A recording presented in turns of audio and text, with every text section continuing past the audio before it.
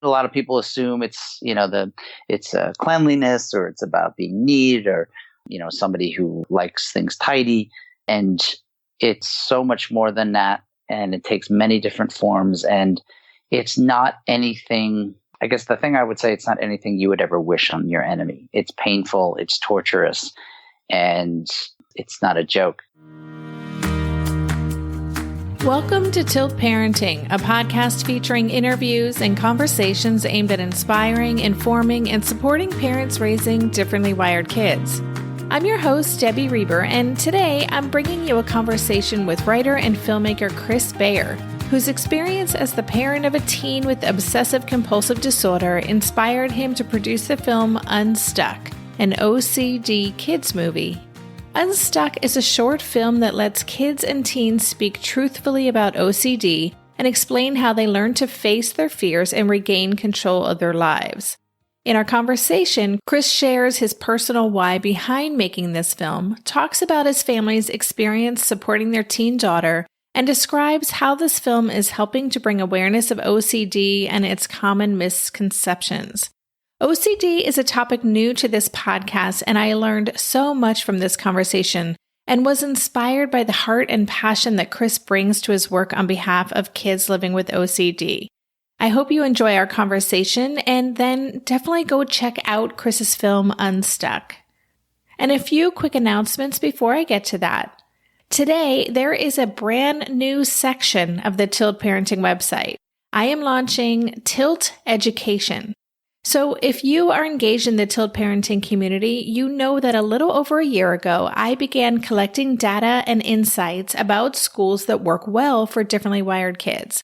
And so today, I'm excited to share the results of that effort, the largest, most comprehensive listing of schools that work well for neurodivergent learners available, featuring personal testimonials from parents who have firsthand knowledge of the schools, to better help parents trying to find a fit for their child with their decision-making process. Putting together this database has been a tremendous undertaking, and so I am thrilled to finally be able to make this available to you.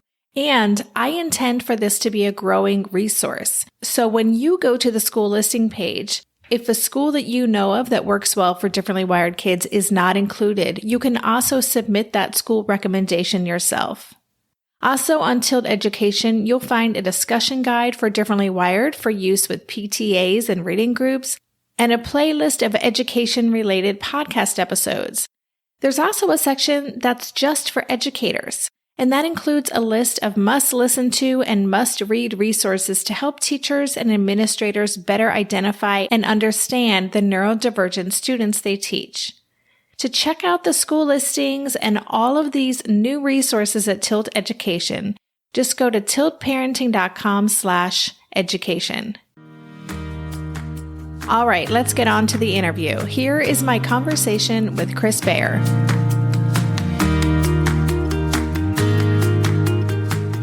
Hey, Chris, welcome to the podcast. Thank you. Great to be here. Appreciate it. Well, I'm so glad you reached out to me about your film Unstuck, and I just have to say for listeners and apologize publicly that I took a long time to get back to Chris, but I kept it in my inbox because I was like, I need to check this out. This is really important conversation to bring to the show. So thank you for your patience with me. I just want to say that. And I would love it if you could take just a few minutes to introduce yourself. I've read your bio, but just tell us a little bit about who you are in the world. Absolutely. Well, hello, everybody. My name is Chris, and my family, we live in Brooklyn, New York, and our journey with obsessive compulsive disorder started about 6 years ago. My daughter was diagnosed, and we spent a summer just trying to figure out what was going on and how to get her help, and going to, different therapists and doctors and researching and trying to find everything we could about the disorder. And it took, I would say, about 2 years for us to really kind of right the ship and get her to a better place and get her to a situation where she was really being able to face her fears and overcome the main things that she was worried about. And during that time, we had done a number of things. We had, joined any group we could, meeting other parents online, as well as creating our own parenting group here in Brooklyn. We realized immediately that not only did she need help, but we needed help too. We needed other parents that were going through similar situations that we were to kind of bounce ideas off of and laugh and cry and share. And so there was a lot of personal education growth with our family, because obsessive compulsive disorder is a mental health thing that kind of affects the whole family, not just the person that gets it. It wants to take over the family's life. And so you kind of have to involve the whole family together. So it took a lot. I have my oldest daughter who has OCD, and I have a younger daughter. She was affected greatly by not only my daughter's issues, but their relationship changed and our relationship changed. So there was a lot of stuff we had to deal with. And one of the first parents to come to our parent support group was Kelly Anderson, who is a filmmaker. Right now, she's Dean of Media Studies at Hunter College. And it was like, the 5 minutes after I met Kelly, she was like, "I'm a filmmaker. I know there's a film in this issue. I just don't know what it is yet." And it took a little while. Our kids ended up going to the same OCD camp later that summer. And one day they were coming home in the car ride, and they were my daughter Vanessa and her daughter were having a very kind of adult discussion about their issues and things that they've lost and what things they've gotten over and how it works. And the idea just hit Kelly. We're just gonna. These kids know what they're talking about. They're knowledgeable. They're educated. We're just gonna sit them down and we're gonna talk to them about OCD, and we're gonna get their impressions and create a film that allows people to see the journey from how it affected me to how it affected my family to how therapy works. And at the time, there really wasn't any media and or any film that kind of described that and gave parents and kids, an idea of A, there's other people like me, and B, there's a path to kind of get from a bad place to a good place. And we didn't want to show kids being sensationalized. It was just, they're talking from a position of empowerment and education. So that's how we kind of got the idea to create Unstuck, an OCD Kids movie. And it came out in 2017. It took about a year and a half to create it and interview the kids and edit it.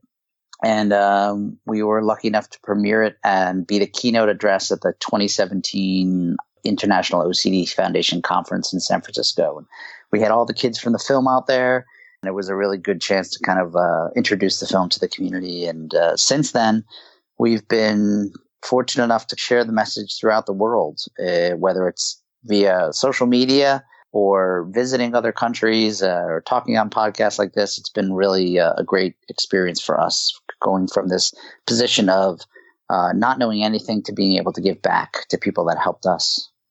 It's fantastic. I love that story. And yeah, I feel like OCD is one of those things that there are a lot of myths about. I think there's a lot of misunderstanding about what it actually is. It's certainly been something that people kind of offhandedly say, "Oh, I'm so OCD." Right. It's been sensationalized, or it's been kind of the quirk of characters in certain media. And so could you even, just as a way to take a step back, I'm sure that you have a great definition of what OCD is, or, what actually is it? You mentioned it's a mental health condition. Say more about how it's defined.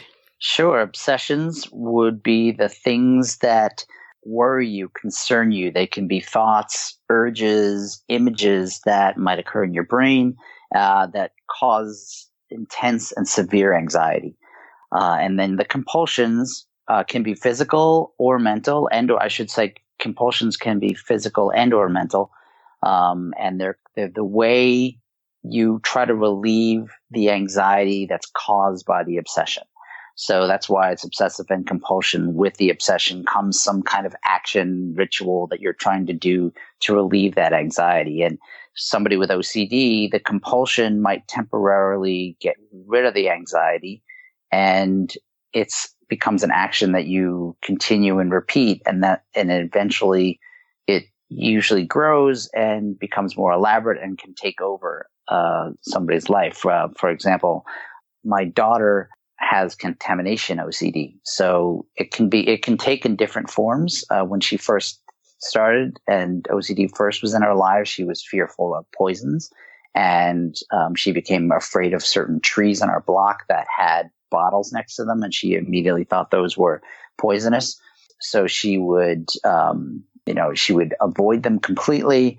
There were clothes that she couldn't wear, and then she would, wash her hands sometimes. She would constantly ask us questions, seeking reassurance that she's okay. And that was kind of her, the obsession or the contamination was the issue. And then the compulsion was asking us reassurance questions. Am I okay? Am I all right? Am I poisonous? Is this going to kill me? To your point earlier about it being misunderstood, a lot of people assume it's, it's cleanliness, or it's about being neat, or, somebody who likes things tidy. And it's so much more than that. And it takes many different forms, and it's not anything. I guess the thing I would say, it's not anything you would ever wish on your enemy. It's painful. It's torturous. And, it's not a joke. One of our friends that we've met through the OCD community says, OCD isn't an adjective. And it kind of allows you to kind of realize that, it's not something you want to put in place of. You think it's not, I'm so OCD, it's I'm so anal and so meticulous, I'm so organized. It can be different. And that's why I think it can get misunderstood. Mm-hmm. I would love if you could tell us a little bit more about your process when you were discovering this was going on, because I can imagine, with my community of parents their kids are in some way developing atypically, right? There's something going on that they're not thriving. And so parents, I think when we're first confronted with this information, however it shows up, be it behavior or whatever, we have to go through our own process. Like, is this something that I need to attend to? Is this just my child being, is this a conscious choice? Is this purposeful? Like, where is this coming from? And so could you take us back to that time in your life, and what was your process like of recognizing, okay, there's something going on here, and this isn't a choice that my daughter's making, but there's something actually that we need to address? Sure. Everybody's story is different, but ours, it was towards the end of third grade, and school was almost over, and Vanessa hadn't really shown any issues. School was over. My brother, who lived on the West Coast, was in for a week, and we had taken her out to spend a week with my brother, who was vacationing here. And suddenly, in the middle of the week, we get a call, and my brother's like, my nephew had gotten a tic, and everything's fine with him, but Vanessa saw it and won't come out of the house. She's hiding from him. She's moving furniture. She's avoiding him. She's really scared. She's starting to ask all these questions. And so we just thought, okay, she got scared, and we talked with her and we calmed her down, and we thought, okay, everything's going to be okay. 2 days later, we were all together as a family. Everything seemed okay. And it just got progressively worse. Different things kept happening at school. She started being afraid of rocks. She started calling us in the middle of the day. You guys okay? I stepped on a crack in the street. I think I might have. Are you guys okay? Are you hurt? Constantly being on the phone. And it wasn't just like a question. It was like questions that were repeated over and over. We couldn't kind of talk her down from this anxiety and this heightened state and this heightened worriness that she had. And we really didn't know what was going on.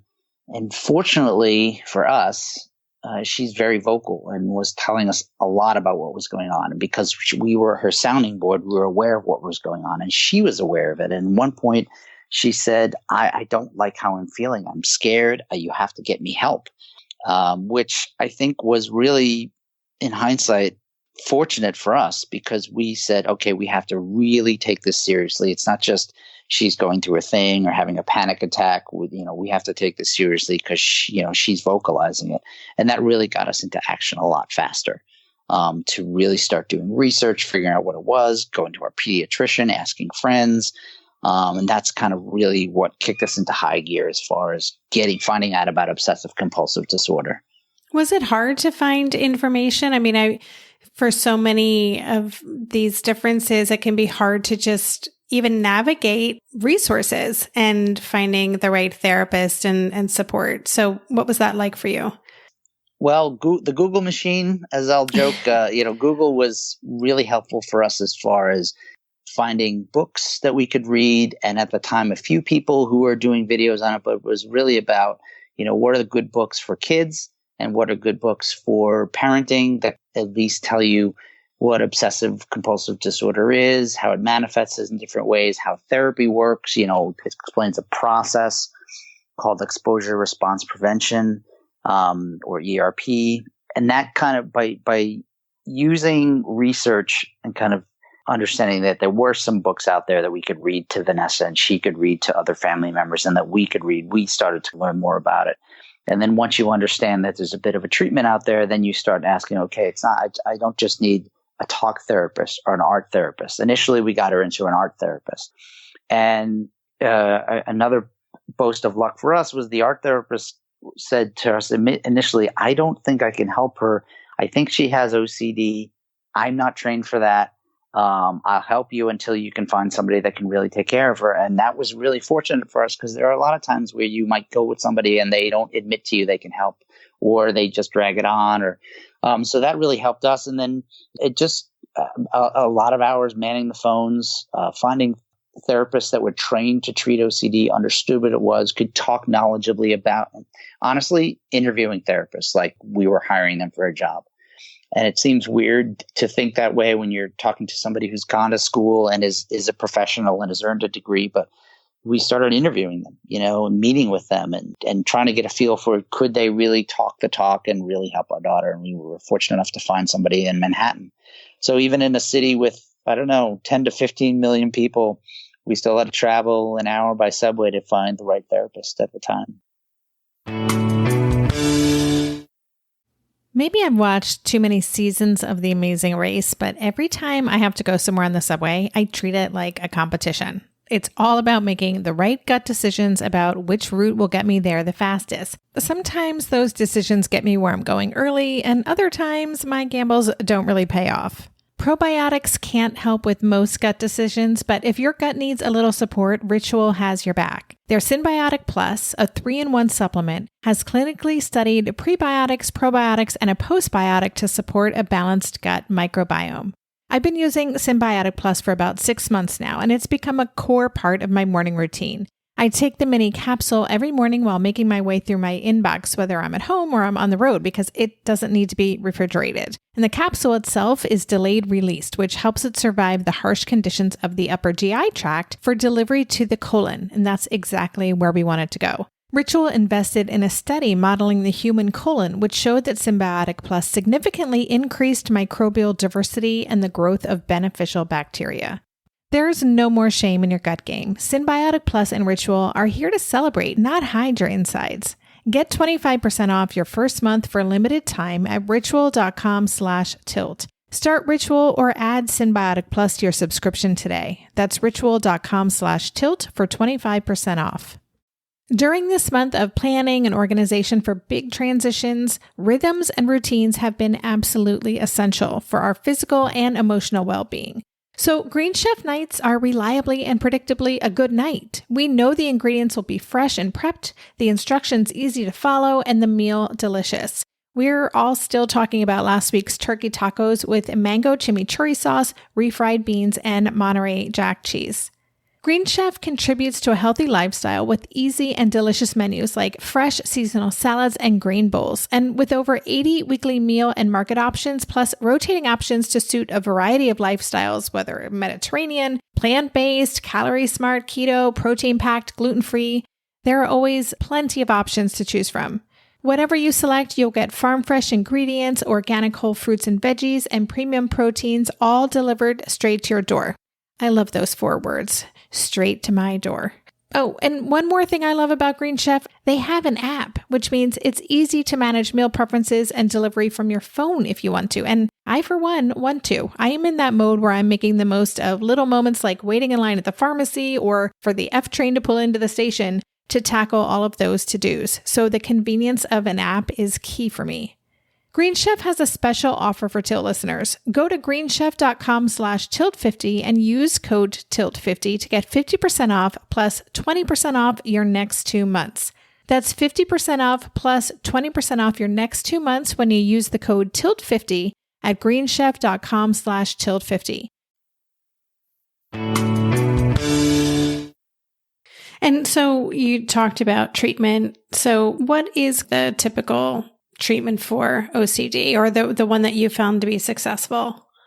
The one is the kind of the quote unquote gold standard. The one that is most evidence-based is called exposure and response prevention therapy. It's a type of cognitive behavioral therapy where you're basically exposing yourself to the fear that you have, and also kind of limiting and cutting back on over time the compulsions that you're doing.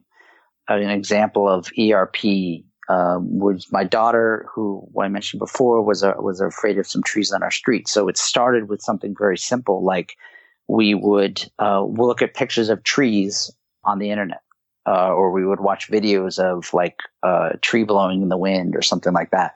Very low level anxiety. And we did that for a while. And then eventually we got to, okay, we're going to be at the end of the block. And then we're going to be one step in the block. And then we're going to be, progressively getting closer and closer and doing things that cause a little more anxiety. And you're kind of habituating yourself to this anxiety, exposing yourself to the thing you fear. And eventually your body kind of gets used to it. And you're constantly kind of pushing yourself. So in a lot of ways, it's hard as a parent to watch your kid because it's not the way you instinctively parent. Go put the kid in front of the thing that they fear the most, and then do it over and over and over again. And then when they are okay with something, you go, okay, we're going to take it a step further. And you're trying to retrain the brain, show the person that OCD isn't telling the truth. The thing they fear is not going to happen. And it takes, for us, that's one specific example. It took about 9 months or so from us to first starting with a picture on the internet to getting to the point where she's actually hugging the tree and totally okay with understanding that it won't cause her contamination. I'm just so interested in your family experience too. And your daughter, yeah, I love how articulate she is. And she obviously has, in the film, this incredible self-awareness and is so expressive. And there is a conversation with her, I guess, younger sister. Yes. I'm really interested in knowing more about that because, again, I hear from so many parents who really struggle with the sibling dynamic and that the difference can take on that relationship. So can you talk a little bit about that dynamic and where they are now and how you guys managed that? There were a few things that we were able to do as a family, and OCD does want to take over the family. Vanessa wanted all our time, and Charlotte wasn't allowed to kind of get as much attention, and she advocated for herself and said, I want to be helpful. I want to help my sister. I want to be involved in what's going on. And she was 6 years old at the time. So little by little, we would read books to her. But we kind of realized if we're going to tackle this thing, we're going to do it as a family. And so we had our kind of little family mantra that, a family that fights OCD together can beat OCD together. So Charlotte would get involved in some of the exposures that we would do. We used to try to make the exposures as fun as possible or as irresistible as possible. So we try to do things as a family together. We would bowl for chemicals. Chemicals were contamination and could kill you. So we would bowl for them. We would, at one point, my daughter was afraid of certain foods. So it was like, okay, here's the thing. Normally, I will tell you as a parent, you can't have a food fight. But with this certain food, you can have a food fight. You can mess up our entire house. And we would do that together. They threw food at us. We throw food at them. Spray each other in the face with water, whatever it was required, and things that we could do to make it fun. But it does hurt, the sibling. It's kind of like a side casualty to this whole thing because their relationship has changed. There was times when Vanessa was afraid of her sister, wouldn't go near her, which is heartbreaking. And, they share a room together. So how do you manage that? It just took a lot of time and you kind of work with it. We tried to see OCD as an enemy and that everybody could look at as something that we can all tackle. And Charlotte was given the opportunity to ask questions. There was a couple times where she had her own sessions with my daughter's therapist, where she could ask questions and, do what she could to kind of help and advocate for her sister and also participate in any way that she could. But it certainly is hard to kind of navigate, no matter what the issue is, the sibling dynamics and how you can make time for both. And, I'm not saying we do it perfectly because there definitely still is issues that we have to deal with. But, we tried to give our youngest daughter, Charlotte, as much attention and, become a part of the process as much as possible. Mm-hmm. It's a big point in the film when they're kind of talking. She talks about how, it affected her and their relationship. And we have met with other therapists who do have siblings. And so we've kind of launched a page on our website that does talk to siblings and does kind of talk about ways they can help. And it is kind of a thing that we are trying to do more of and help more families understand how to integrate parents as well. This past summer, actually, I know I'm droning on and on, but we actually, for the first time at the OCD conference, we actually had 3 or 4 sibling-specific events where only siblings were allowed and siblings could talk to each other and meet each other. And I think that was a nice bonding experience for them. Yeah, and I know that as a parent, too, it must be really tricky to navigate that. I mean, that's what I hear from so many parents is feeling just daunted by the task of trying, they're so concerned about maintaining the integrity of that relationship or the health of their children's relationship with each other. And then recognizing wow, we're putting a lot of effort into, accommodations or support or therapy for this one child. Yep. And the other kid is getting a shaft. And I'm just wondering, as a parent and with your partner, how has that been for you and how have you supported yourself through that? I mean, it certainly tests a relationship. My wife and I, there were certain nights when whatever happened with work or the day, it was like, I can't deal with this. You have to deal with this. And you kind of tag team in and out and who can handle it sometimes and has the mental capacity to deal with whatever's going on at the moment. It is a lot of work and effort. It requires an intense amount of communication. I think that, but there's certain things that I think we just realized early on that it wasn't a sprint. It was a long-term thing. And that kind of helped give us perspective to know that we're not going to be perfect every night. It's going to be a lot of trial and error. And, we'll find things that work and we'll stick to those. And when those things don't work, we'll find something else. So when you're realizing that it's not a quick fix, there's not a shot you can get or a book you can read and everything's fine. It's a process that it helps you kind of go, okay, this worked, this did, let's try this, and understand that it's something that you're working with over time. So you don't have to rush it and you keep going, you stick with, a plan. And part of that is making time for other siblings, making time for yourself. My wife, was like, I'm going to run. I wanted to make sure I kept doing that. My wife would sometimes get massages, things you could do to do your own self-care, as well as be like, okay, we're going to take your sister to a movie. If you don't want to come, we'll figure, but giving each person their own time as much as possible, even if that's just a half a block walk to the store to get ice cream. That's my favorite kind of self-care right there. Yeah. So thank you for answering. That was a personal question, but I appreciate you sharing that, this is where my people are. It's where I am. And so I just think it's really validating to hear that we're all kind of going through this and it's hard. Yeah. Oh, no doubt. Hey there, it's Debbie. I love making this show and sharing conversations about how to support our awesome neurodivergent kids. I've seen how even one little insight from an interview can spark a big shift in daily life. But I know that raising complex kids can be messy and lonely. And just when we think we figured it out, something comes up that boots us right back to feeling overwhelmed and stuck. That's why I've poured everything into creating a way for parents like us navigating complex parenting journeys to join together and chart a path that feels positive, hopeful, and doable. It's the brand new Differently Wired Club experience. In the club, you'll get personal support from me and other seasoned parent coaches, 6 live calls every month where you can connect and get your personal questions answered, the opportunity to learn directly from authors and experts like I have on this show, monthly themes for getting specific and tactical, an exclusive private podcast feed, and the best, most generous community of parents. Seriously, these folks show up for themselves and each other, and that right there is really everything, because it's a daily reminder that we're not alone. Our kids aren't broken, and we have totally got this. The recently rebooted Differently Wired Club is on a brand new platform with its very own iOS and Android app. It is such a great space. However you learn, whatever your style, no matter the ages, genders, and neurodivergent profile of your children, the Differently Wired Club can help you cultivate the positive shifts you're hoping for. Join us today by going to tiltparenting.com/club. That's tiltparenting.com/club. I hope to see you on the inside.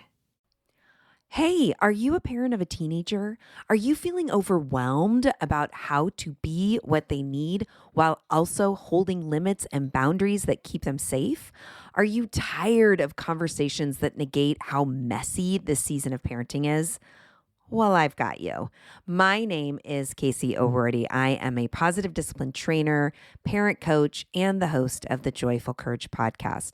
Every week, I come to you with an interview digging into tough topics with experts I trust and solo shows that go deep into the personal growth and mindset needed to raise teens in a way that grows them into confident, capable young people. I am not afraid of getting real about the intersection of conscious parenting and the teen years, while also bringing in vulnerability, humor, and lightness. I'm walking the path with you and honored to serve.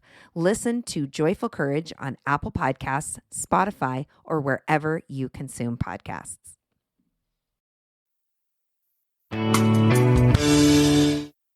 It's hard to do, like, something happens and you immediately go, oh my God, what is this going to mean about the future in school and college or jobs, and how are they going to be a functioning adult?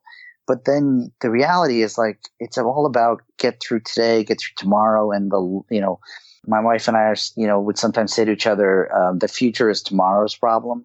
Let's get through the moment. The future is maybe a week away or a month away. When things were really bad, it was like, okay, we got to buckle down. And some things like that can help you get through those tough times when you realize that's not a problem that I have to deal with. I got to deal with, there's bigger issues that we have to worry about. And having that perspective can help. Yeah, I always say it's not even just taking it week by week or day by day, but sometimes it's minute by minute, and that you can only focus on what's happening right now. Yeah. Yeah. So I'd love to just switch gears for a few minutes and talk a little bit more about the kids that you featured in the film. I'm just wondering, they were all incredible, and I just really appreciated hearing their perspective, and I appreciated the approach to storytelling and just really letting them speak their truth and share their experience. So I'm wondering, what was that experience like for them, and how do they feel, and how does your daughter feel about her story being out there and sharing this to support other people? I have to give a shout out to all the kids and their parents for understanding. And some of them, wanted to jump in and help right away, and some of them were very reluctant to help. But all of them realized that, by sharing their story, they could help other kids, because they had all been to a place where they were lonely and realized that there's an incredible amount of loneliness that comes through him. Nobody else goes through this. There's nobody else. There's no other kid that has to deal with this. And they all understood that by telling their story, they could make a connection to another family, help another kid. They could further somebody else's process and not let somebody go through the same thing they did. So I think they all eventually realized that this was a good thing. Mm. And it took a process to interview them. We were part of a few Facebook groups and some online email networks that we all eventually, and a lot of therapists help us find the right kids, interviewing them, making sure they understood and could talk about what they were going through in an insightful way, in an educational way. And it was wonderful to see them when we premiered the film, to have them all get on stage and get that standing ovation from the crowd. And then they signed autographs afterwards. So they had their little Oscar moment, which was wonderful. And then afterwards, we've had them actually, a lot of them have spoken at different events. whether it was people flying us in for events or them being asked to do podcasts or their own screenings. So they've all become little advocates here or there. And, it's not like I don't want to make it seem like they don't still have issues, because OCD is something that can pop up, and it is sometimes like whack-a-mole where one issue's gone and something else completely different pops up. But they all, I think, have realized that their story has helped others. And they're, in some ways, Ariel, who was probably the hardest person to convince to be in the film, ended up being somebody who was starting her own groups at the end and actually calling us saying, hey, what are the other events I can get involved in? So it's nice to see that happen and hear their stories. I learned from them so much, not just them, but the other kids I've interviewed. It just learned so much. They're all wise and they all have a good story to tell and different situations. So I just continually learn from them. So for me, it's constant education when I talk to any kid who's got OCD or been through or going through whatever issues they have. That's awesome. So cool. So if there are parents listening to this episode and they are, I know that OCD can also show up with anxiety or Tourette's or with other things. And yes, if there are parents who are listening who suspect this may be going on, what would you recommend would be the first thing that they do? I would say if you think it's OCD, do research. That's your first line defense. Figure out, what are symptoms to look for. There's a lot of resources out there, whether it's charity organizations or personal blogs, where you can kind of get a good outline of what to look for and behaviors you might be seeing. And then call around and find a therapist that will, there's a test called Yale Brown Obsessive Compulsive Disorder scale, or I'm blanking on the name of the test, but basically that's the assessment that a therapist will do for your child to figure out if it's OCD. And that's kind of the steps that you have to take. And once you get the diagnosis, you want to find a therapist that will work with you. I think for younger children, ERP, and definitely I think some younger teenagers, ERP can be something where you'd start with. And there are other types of treatments that you can try. But the first line of defense is getting educated about it, finding resources that can help guide you to understanding and getting a diagnosis. Awesome. Thank you. So I want you to share where people can connect with you and find the film, or if you have screenings and things. But is there anything that I didn't touch upon that you would want to make sure that we share in this episode? Yeah. Well, first thing, please go see the film. It's OCDkidsmovie.com. We have not only you can stream the film there, but we have a resources page. You can get a screening page where we might have some screenings. We have a sibling page.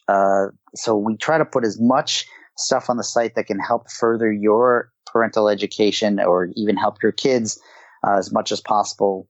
So that's OCDkidsmovie.com. We also have the film translated in 5 different languages.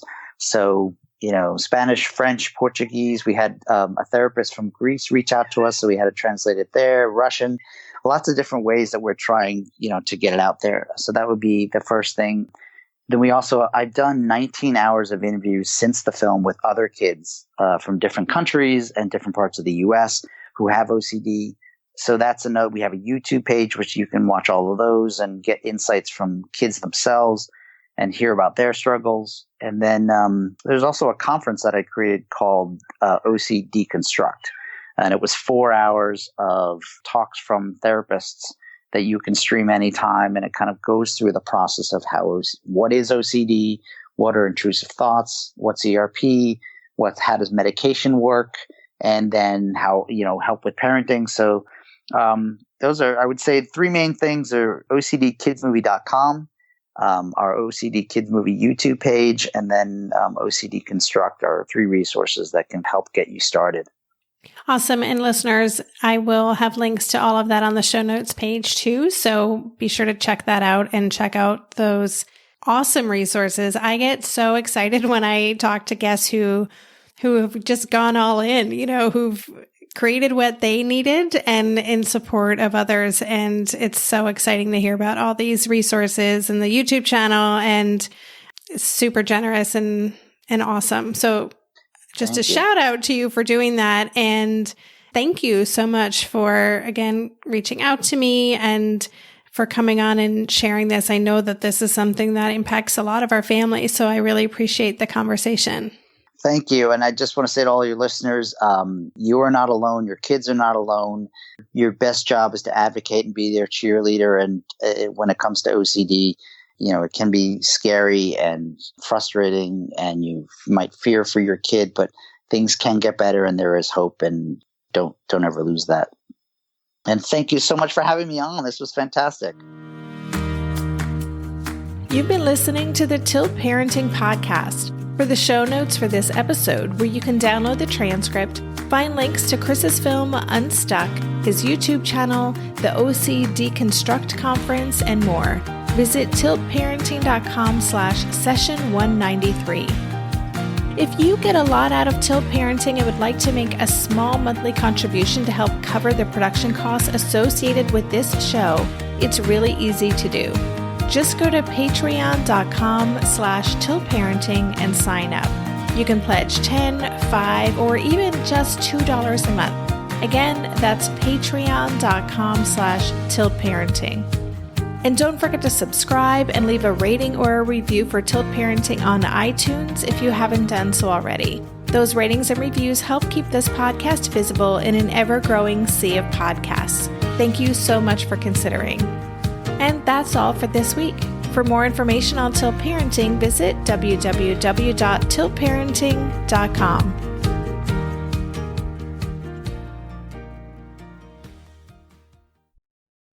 Are you overwhelmed by the things that get in the way of you doing what you want to do? Are you looking for ways to simplify life to better align with your values?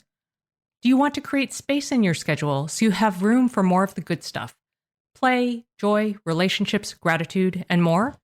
If you answered yes to any of these questions, I invite you to check out Edit Your Life, a podcast to help you edit the unnecessary from your life so you have more room to enjoy the awesome. Through episodes with me, Christine Coe, and a range of super smart, compassionate, and thoughtful guests, you'll come away with big picture insights and practical ways to declutter your home, schedule, and mental space without getting bogged down by perfection. I have always believed that small moments and actions matter tremendously. My goal is to help you find agency and space in your life through doable baby steps that will leave you feeling accomplished instead of overwhelmed. Check out Edit Your Life wherever you enjoy your podcasts.